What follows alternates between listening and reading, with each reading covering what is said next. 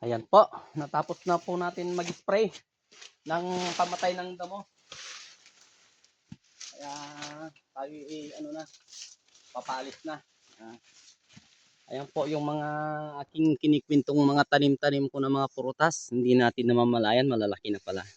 Ayan oh, medyo hindi ako kasi nanigurado dito. Yung mga iba kasing rambutan, kalalaki.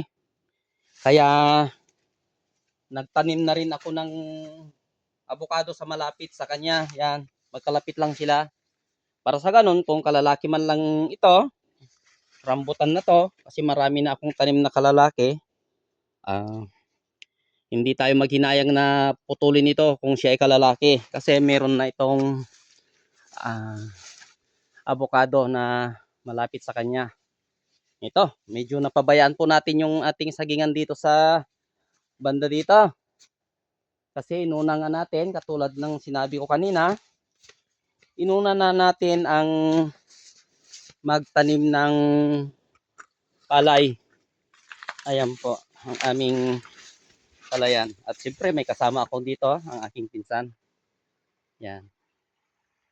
Okay, ganun lang po mga kaibigan namin sa FB. Sana nakapagbigay ako ng kunting idea sa katulad kong magsasaka. Okay, bye-bye. Bye-bye, bye-bye na.